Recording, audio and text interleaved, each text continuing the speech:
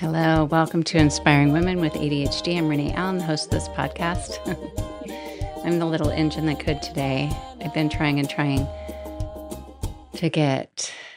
be able to record with audio and video at the same time and not through my video app, if that makes any sense, because the sound quality comes out better that matches my music on the audio podcast if I just record through GarageBand. And it was going well. I was excited to talk to you. And then it said my disk was too slow because I think I was doing too much at a time. So let's see if it keeps going. If not, I'm going to say goodbye to doing this on YouTube on video for the 4 or 5 people who watch there. I have to do it without video, but let's see if hopefully this just keeps going. I'm going to move away the camera because I think the seeing myself on camera makes it so I get distracted. I'm just going to go back to audio and I'll watch to see if that stays going. But I wanted to tell you first, thank you. I just went on to Libsyn, which is the website I use to produce or publish my episodes. And I number them so I can keep track of what I'm doing. It's my semi sort of method for organization that if I have my episodes numbered, then if I write ideas for new ones, I can have them with a number and everything. But I usually don't remember when I come on which episode I recorded last time. So I thought, what number am I at? And last one was 97, so that means 98. I brought up my little format that I had planned out a week ago for this one. Anyway, it tells me in Libsyn how many downloads I have. And I'm almost at 100 episodes. I knew that. I knew I wasn't quite there. I'm almost at 100, but I was also inching toward 10,000 downloads. And a download shows up in my Libsyn account every time one of you download an episode to listen to later or to listen to when you're driving around, you don't have good enough cellular or something. And I know there are podcasts out there that have 10,000 downloads per episode, but I had 10,000 total. And this is just me doing it in my house. And it means a lot to me that you're out there listening because I'm really not consistent with marketing. I'm building the blocks to get there. But as far as getting the word out there for my podcast, I'm pretty bad at it. And I have an Instagram account and I used to make some little episode art things on Canva. And I decided I didn't like those and that's not what I'm going to do there anymore. So I haven't done it in a long time. But yeah, I really don't do much for marketing besides building my website and hoping to get people there or I don't know, who knows what. But I really want to reach more women like you or daughters like you have that might be listening in the car because a lot of us are just learning we have ADHD or discovering more about ourselves. Even if you just have ADHD symptoms, you think, I may not have enough to be diagnosed, but yeah, I can relate. And it's really important for us to learn together and to talk to people who actually believe we have ADHD. Obviously, a lot of people do. They understand that it's a diagnosis. They understand that it is something that disrupts life. And there are a lot of opinions. I, tend to go to a lot of Facebook groups or Reddit threads or whatever you call them. And there are people who say it's not a disorder or it's a disability or it's a this. People have their strong black and white opinions. And I get that because I can do that. I can say, yes, it is. That could be my black and white opinion. But there are also people who say everyone has this, like everyone has a little bit of ADHD. There are people who don't believe in disorders. And I say this from experience, conversations with people. And I think that is like anything. If you haven't experienced it close in your life, then you may not see it as a reality. And one of my friends told me once, because her mom wasn't getting it, wasn't really seeing that there could be other shades besides black and white, that it didn't need to be this fixed belief that she had. And this was about mental health. And my friend said, there's always those moments when your friend says something and it sticks with you for the rest of your life. It's only about 7 years ago. But anyway, she said, my mom has been blessed or fortunate or whatever to not have the experiences in life that actually changed her thinking. She hadn't dealt with the heartache or the challenges or the struggle, whether it's your own struggles or seeing someone else struggle with it, when that happens in your family or someone you're directly working with, someone that you care about, it really helps open your eyes. It really helps open your eyes. And even with, if you think about yourself and when you were growing up, if you were super talkative and so was your mom and so was your dad, you might think, well, a lot of people are super talkative. A lot of people love talking. And then you might look in your own family and see, maybe not this person. I have 4 brothers, and only one of them's real talkative like me. And he was the one that they called hyperactive. So he, I'm sure, just like me, was not diagnosed as a child. And that's fine. No one really knew about it back then, or at least to the anything close to the degree of now. But I'm not blaming anyone at all. But you start to notice in your own family, oh, that person's, whatever the name for it is, shy or doesn't talk as much or is happy having other people talk. And even with that, with some quiet brothers, it wasn't until I had my own children that I realized not everybody wants to volunteer for everything, be up in front, eh, be the center of attention. Not everyone loves that. Not everyone loves public speaking. You learn these things as you go, and the same can be true for other people learning about how we are, and maybe they don't need to ever know. It'd be nice to be understood, but they may not really need to know, but that's okay. That's okay. So that isn't my topic today. I'm actually thinking, well, I don't want to open. I went out of my Google Doc, my Google Drive, thought maybe that'll help my computer not stop doing the video and the audio at the same time, but it didn't. My, do you have the kind of ADHD symptom where you're always thinking of new ideas? You're always resourceful. You're thinking, well, if this didn't work, this might work. So I already have another idea. And that's to use my other computer to record the GarageBand part, the audio part. And although that won't work with the microphone to hook up with both. I don't know. And use the other computer to do the video, because if it's too much for both of them to do both, then we can do that. There are ways to split, to loop the I'm learning as I go, the audio into 2 different directions. But I tried it once and it didn't work well, and so I haven't I'd rather simplify if I can. But today's episode, it's not like you don't already know if you've read it, but it's why our brains fight structure, creativity versus constraints in women with ADHD. Might even be with children with ADHD. It might be with men. It might be with who knows who. But our brains tend to be wired to be creative, to have a lot of ideas, to think outside of the box. It doesn't necessarily mean that you don't like the box or the way that the box presents itself, but that might not be the first way that you think of doing something. And if you think back to when you were in school, did you ever have ideas for how to finish a math problem that were different than what your teacher taught? I did.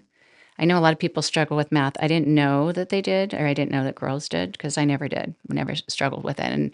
And my creative mind thought of other ways to solve that puzzle.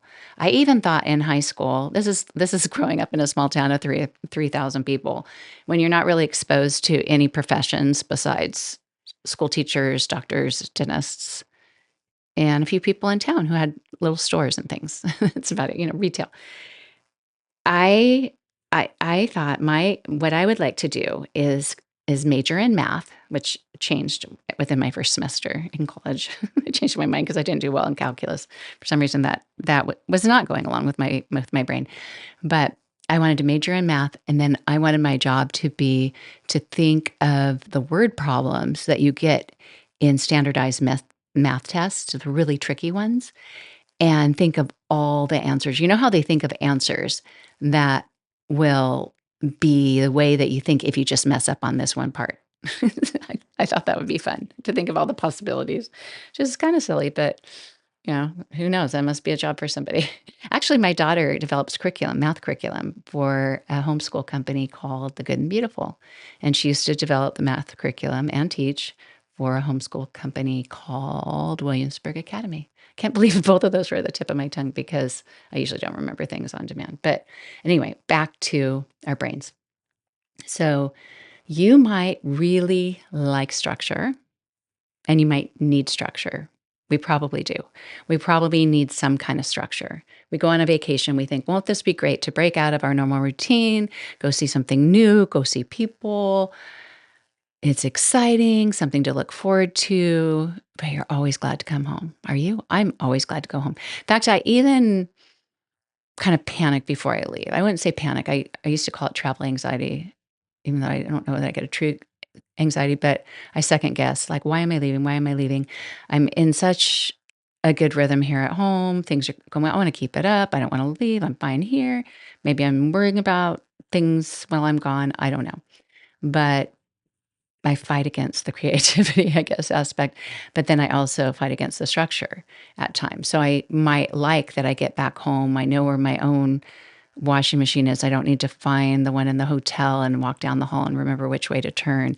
But if you stay in a hotel long enough, that becomes your new routine. That becomes your new structure. And it actually is more relaxing because the brain doesn't have to work as much.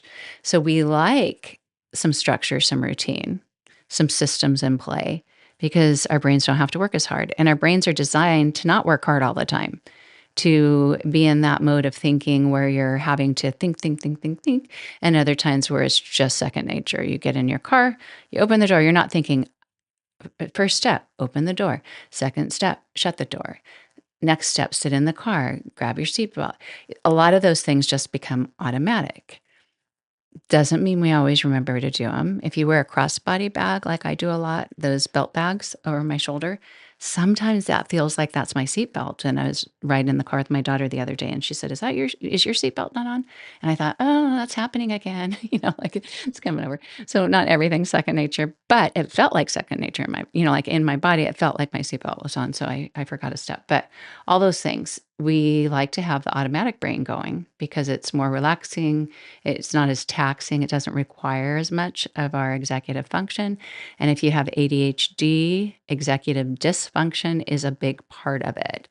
I think primarily for the inattentive type, but I'm sure it plays into the other kind too. So I've been learning about that because I'm coming up with an understanding ADHD pamphlet PDF to have on my website. I'm so excited about it because it gives basic information to the people who are just learning one of their children have ADHD. And then they might learn, oh, yeah, I actually have it too. I've just had a conversation with an old friend this last weekend, and she didn't even know I had a podcast about ADHD, but we started talking about it. And I'm pretty sure the more I think about it, she probably does too. And I'm excited to go on that journey with her. But I want to have a resource that has no ads on the website. I want it to be printable. I want it to be easy to glance at, to get the information easily, but also just not be so full of information that you can't possibly absorb it all right now. So some basics, but then also link to some other really, here are the facts from the CDC, the Center of Disease Control, from the government, or from Chad. That's another resource. I don't remember what it's about. Something about ADD, but ADD, hasn't been a diagnosis for many, many years, but still a lot of people call it that. So that's on there, and there's a couple of them. So anyway, just those basic sources where you don't have to weed through ads. You don't have to read these AR articles or that have things popping up and you're just like, no, get away. I just want to read this. I just want to learn it. Stop distracting me. So, so yeah. So what was my point of that? I don't even know. But yeah, I'm realizing that a lot of these things that we do, some of them are things other people do too. Doesn't matter. We don't need to defend ourselves to the world that we have ADHD when they don't believe that we do. But there is this pull sometimes, this tugging of, I need some structure. I know I need this, but at the same time, I need to break free. I feel locked in. And it can be different kinds of feeling constrained. It could be feeling constrained from your schedule is too busy. You have so much going on that you just need a little bit of downtime. You need some breathing room. You need to just do some things that don't take as much mental control. It could even just be little things that you do. If you look back on your ability to learn some things easily when you're growing up, or as a young adult or you're an older adult. And I take no offense to being an older adult. I'm just facing the numbers right now. I don't know how it happened, but I'm as old as my grandma was when I remember how old I first learned she was. Anyway, okay, back to that. So let's say you were following a recipe to make cookies. And it used to say that you had to sift the flour. If you're as old as I am, you remember the recipes in Betty Crocker, Better Homes and Gardens said to sift the flour. And we did. We got out the sifter. It was a little metal thing, and you went, ch ch ch ch. And I love doing it at my grandma's house. It was really fun. It made the flour lighter. It made the cookies lighter. And maybe our mixers weren't as good. I mean, the KitchenAids now, maybe the flour is different. I am not an expert on that. But at some point when I was making cookies in high school, I thought, I'm not sifting the flour. Like that is a step that I don't want to do. Like I don't want to do it. I'm just putting the flour in. The other thing that I broke away from the structure, the constraint that I felt was that you were supposed to do all the wet ingredients, your butter, your sugar, and there is some wisdom to doing the butter and sugar before you put the eggs in. Like if I believe in it, I'll do I'll do it. Otherwise, I'll question it and I will break free. So the butter, it's to get the butter and sugar together does get a better blend without as many chunks of butter. And then you add, have you made chocolate chip cookies as much as I have to have it all memorized? And then you add your eggs. Well, you're supposed to do the dry ingredients, at least the olden days they say that, like put those all in a separate bowl, the flour, the baking soda, and the salt. I don't know if you're supposed to stir those, put them in. Um, Seems like even the vanilla was supposed to come later. And I'm thinking, why? Like, why do I need to put that in a separate bowl? The mixer's going to put it together. And why can't I just do all the wet stuff together? Just put the vanilla in now. And then so this is my method is if I'm really worried, and I'm not, but if I really am, like let's say your baking soda is a little more clumpy, that it's not going to blend in with all that flour, put the baking soda and the salt in first, then put the flour in. So that's what I do. So anyway, it is a sense of I need to do it my way. And that may be a thing that you feel like too. And I don't think it's a selfish thing. I think it's a functioning thing.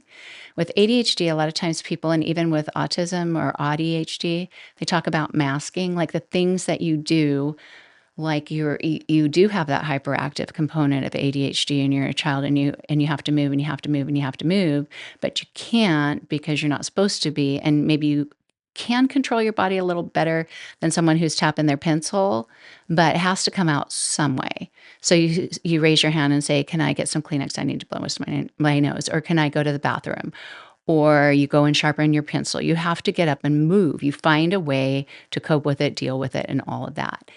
And I think this sense of I have a harder time functioning on someone else's way of functioning, and I need to do it my way that I enjoy or that works for my brain, or I'm not doing it at all. And it's kind of funny because I grew up in a very religious house, still am, and I have that kind of structure, and that changes over the years too, for sure. My definition of that structure, but but so I'm thinking, why am I so rebellious with this other stuff? I was not rebellious in high school at all. Like I wasn't ever drawn to do any of the things that parents were afraid their teenage daughters would do. Never.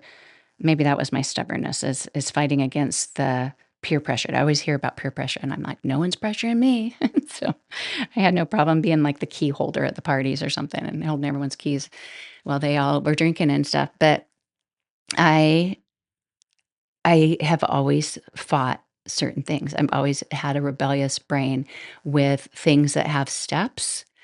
And if they seem like too many steps, if I don't want to do the step, if I don't want to refrigerate the cookie dough, if I don't want to do 5,000 steps to sew a skirt, I'll do 3 of them. And yeah, the skirt will turn out horrible. I'm a horrible, horrible seamstress.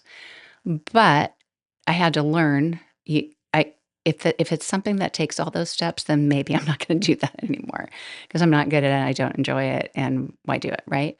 But if it's something that you can bypass some of the steps or do it your own way, then you're doing it. You're having a good time with it, like the making a smoothie or something. I kept following recipes for smoothies, for green smoothies, and I wasn't liking any of them. And then someone suggested it worked so much better for my brain Make your favorite smoothies, because I used to make smoothies with fruit, and I used to put ice cream and stuff it wasn't as healthy in, but make a smoothie that you love, then add the greens. Like, don't feel like you have to add a recipe, and so, yeah, I knew how to make fruit smoothies, then you add the greens, and when it's more of a mosh posh of what do I have in the fridge, I'll let the frozen fruit just sit here on the counter and melt or throw it in the microwave for a little bit.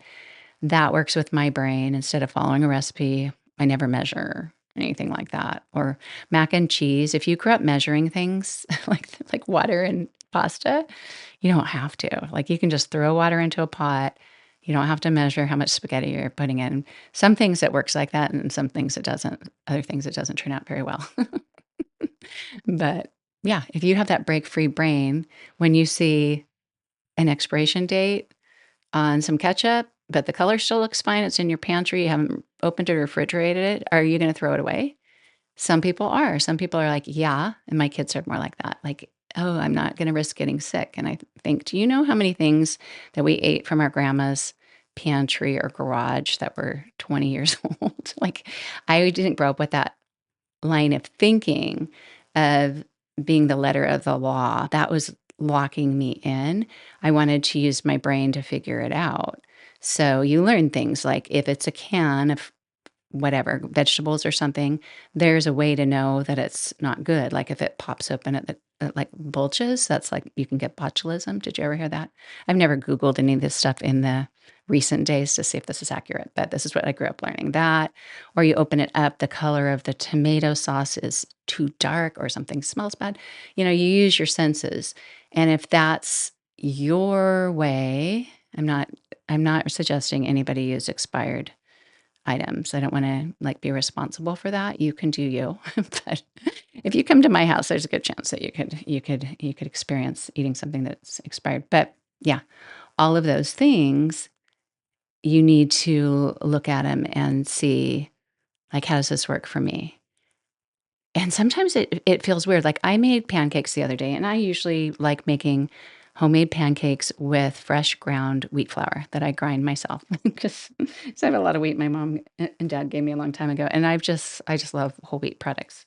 And it's better when you grind your own wheat, put it in the fridge, let it, it's all fresh and stuff.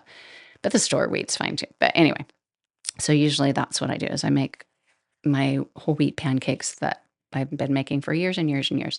But, high protein's more of a thing now, and I did buy some of that protein, I think it's a Kodiak brand pancake mix. And a lot of times if I make a pancake, I don't know, it's too sweet, it's too something, and I think I did make them once just with that mix, and I thought, "This is more like a French toast with powdered sugar or something." Like, it wasn't my favorite. So I got some out the other day and I thought, make some pancakes with mix with this because I hadn't grounded any wheat in a long time. And I did, and I thought, well, it already had eggs in it. It was probably powdered eggs or something, and you're just supposed to add water or something. And I thought, but I want to add more eggs. Like we have so many eggs because we buy them from our neighbor and we'd never go through them. So I added more eggs. Well, then if I add more eggs, I'm going to add a little more, I'm going to add some almond milk too. So I kind of just started doing my own thing. Then I had to add some more pancake mix. And usually when I do that kind of thing, I I see the reasons why it was probably not the best idea to do that. They don't turn out, but they turned out so good, so much better. So it was a win, but with those kind of wins, do you ever do that? Do you experiment with a recipe, turns out so good, and then you don't remember what you did? So I can't replicate it, but oh well, oh well. But when you have this really creative mind, it's almost like an energy that needs to, well, it probably is an energy that needs to come out.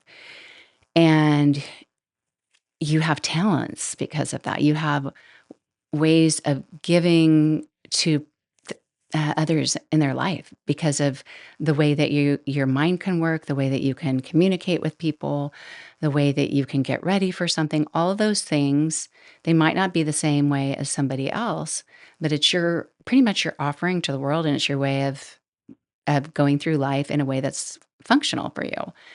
And I felt bad several years ago. I was on a committee. I was in charge of a Christmas dinner and was told, I can't remember what it was, but it was something like, okay, they want like instead of it being a buffet, they want everyone, and this is like a community event, a church event, where everyone was supposed to bring their own, dishes, like, from the oven and stuff like that, so everyone could have a family style meal on the table, which sounds like a really nice thing, but logistically, it was gonna be kind of a nightmare to organize and clean up and everything, and I can't remember the other things that they were saying, but it was kind of the thing where, and maybe this happens in the workplace a lot because I haven't had a full-time job since 1990.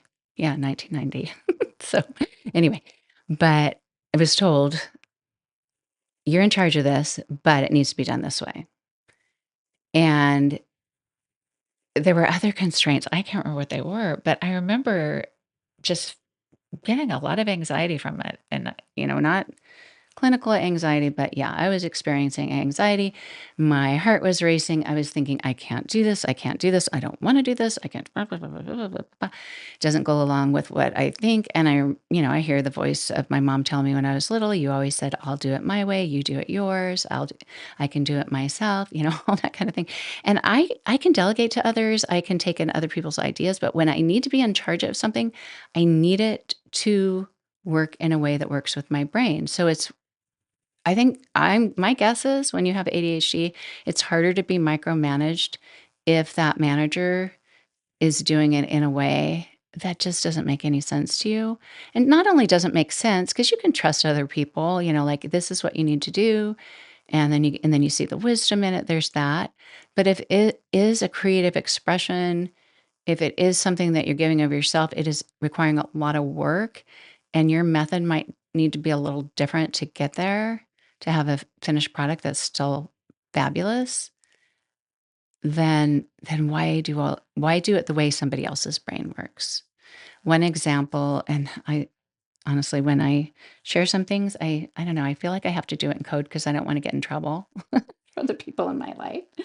But, I teach yoga, and we're teaching some new classes at somewhere where I teach, and there's a lot of structure, a lot of instructions given to the teachers, the yoga teachers. I call them yoga teachers at gyms, they call them instructors, but saying this is what you need to do when the people walk in and you need to do all these things.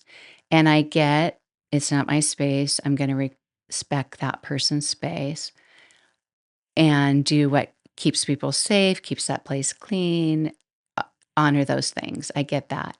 But when it starts getting into the creativity aspect of not being able to stand where you want to stand or welcome people in a certain way or let them set up in a certain way, all of a sudden it just kind of makes me feel like this is like I'm in my house, I'm having a gathering, you're coming and saying, "I'll be there with you," and then you're telling me how to welcome people into my home and what to do and say to help them or where they need to sit or all that kind of stuff. I think at some point, I I feel way too constrained, and I've talked to a few other people about it, and it's just something that at some point we hit a roadblock.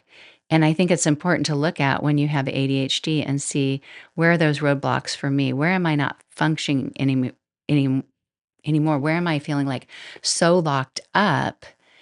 And and this may sound like, oh yeah, this happens all the time. We have to do in every experience. No, there are a lot of things that we're like, okay, that's the system. I respect that. I'm going to do that. But other things, especially if it's a great responsibility or it takes too much from your brain to do it that other way. It's just something to rethink. Like maybe that's not going to work for me to take on that responsibility to have that be part of my job or have that be my job, all those things. Or can I still do it this way and it'll be just fine? Which, it's kind of that thing where you, what do they say? Instead of asking permission, because sometimes you say, "Oh, can I do this instead?" And then they say no, and then they know that you wanted to do it. But if you just do it instead, and then they go, "Oh, that worked out well, and I can see why." So, yeah. And another thing is if you have the spontaneous, impulsive part of ADHD, ADHD has a lot of impulsiveness if you have the hyperactive impulsive type. But even if you're just diagnosed, and I know I'm just saying just like it's not as big of a thing, it is a big thing to only have the inattentive type diagnosis. I have both, so I've experienced both sides, but there are still symptoms from both categories or types that I don't experience and other people do because we're all so different. But even if you don't have enough of the hyperactive, impulsive symptoms to be diagnosed with that, I think for adults it needs to be 6 or more, and you need to have experienced them as a child in addition to being an adult and in different aspects of your life. But that's just my really brief remembrance of the diagnosis qualifications. But just because you might not have enough of the symptoms to qualify for that diagnosis, it doesn't mean that you don't have one or two of them that are screaming loud and clear in your life, like the impulsiveness. So, yeah, if you have impulsive ways and you're standing in line and you're feeling really trapped, you're going to want to bolt. You're going to want to get out of that line and second guess what you're standing in line for and think maybe I don't need to do this. And then wish you'd been in that line, especially if you're a line switcher at the grocery store and then you get in the other line and or a different lane and when you're driving in traffic and then you just think, I should have stayed there. But yeah, sometimes all the steps that we have in something can be overwhelming, or they just aren't as doable with our brains, the way it functions, or we just don't see the reason for it. We don't want to do something we don't jive with, or it doesn't go along with your value system. And it's really easy to get stuck at a step and then you never get something done. So, there's a reason for skipping that step as well. But yeah, if you ever feel like you're kind of trapped, even though you enjoy some structure, it's just kind of seeing as you go. Where is structure helping me? Where am I feeling constricted? And what can I do to function here? And I say functioning like, just the success thing, with being able, whether it's you're being productive or you're comfortable in a situation working with other people, whatever that is. And I think I'm going to just stop with it there. I have a lot more on it, but I do need to go teach 2 more classes today. So this is where it is. This is what happens is I come in here to set up. I have all this time in the world, but I spent so much time on the sound because quality matters to me. It's that perfectionism thing. And maybe you don't care if my voice comes through like the super consistency with the music or just more of a, what do you call it? Like a rich sounding. I don't spend money on this microphone for nothing. I want it to sound good. So anyway, but yeah, I'm going to stop there. And maybe I'll do a part 2 of this, taking it in another direction, talking about strategies and things that can help you. But just knowing that structure, systems, routines are fantastic when they help your life flow better, when they help you do what you need to do better, when they help you enjoy being around people better. And some people might say it's not all about you, but in some ways it is. You're the only person really in charge of yourself, or it's the only person you can truly affect. And so you need to see, when is this working for me? When is it not? And yeah, sometimes you might be a little uncomfortable with something and push through it, and that's okay too. You can kind of measure the difference of, even with yoga, we talk about this, or I talk about it. I don't know if other people do, but just sensing, like, so let's say you come into this pigeon pose, which is one a lot of people know, the front leg's bent, the other leg's back behind. And you get into the pose, you kind of try a few things with the foot, the knee, the back leg, or whatever. Maybe use a prop, maybe not. And then it's time to relax into it. And if you're still getting some signals in your body, this just isn't working for me, you can evaluate, why isn't it working? Is it working because my knee hurts? And maybe that's just not a safe position for your leg to be in for your knee. It's so different for us because of hip structure and stuff. And so maybe just not doing it is the better alternative. Laying on your back and bringing your foot over the other knee instead. That can be your hip opener. So it's deciding, is this unsafe? Is it, or as far as ADHD, is this just really, I can't function this way? Or is it unfamiliar to me. So this is new. It's harder when you have ADHD to do things that are new. But could I do this? Probably, and figuring that out. So is it unfamiliar? Is it unsafe or just undoable? Or is it just uncomfortable? Because I mean, discomfort can happen for a lot of reasons. So discomfort doesn't necessarily mean it's wrong or not doable. And in yoga, that's easier to figure out. You can either make tiny adjustments or just breathe more slowly, and maybe your body lets go of the tension and you're fine. But it's really paying attention to yourself and not going through life just feeling like you have no control over it and that you have to function in ways that don't work for your brain. So, yeah. Okay, that is it. I really do have to go. I teach 4 classes on Thursdays right now. Talk about impulsive and people pleasing. I started out not teaching any class on Thursdays because I wanted it to be one day that I didn't. But you know what? I said yes to one thing, I said yes to another, and here I am. But I'm still happy to be here with you too. Thanks for being here. Go to my website, see what I'm doing. I am going to make a goal to have my new Understanding ADHD. I don't know if we call it an ebook, handout, PDF, whatever. I don't know what to call things, but I'm going to have it available on there. It's just that whole perfectionism thing. I've got so much done, but then I have more ideas.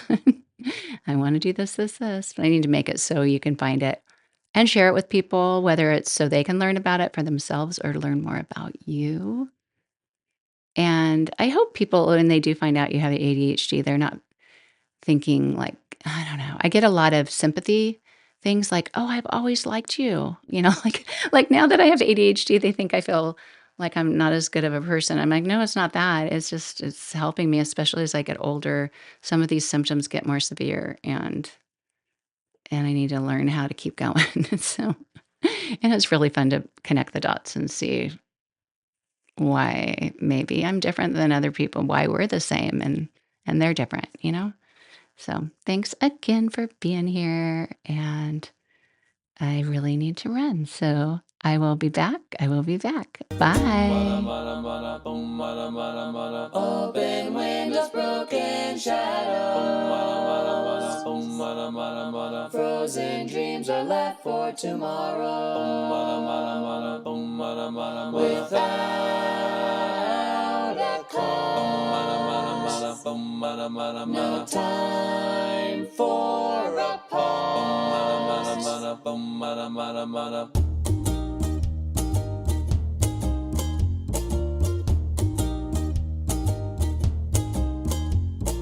Rewind, I've run out of time to sing melodies and harmonies. I'm cut short, the silence of sound has yet been found, but not by me.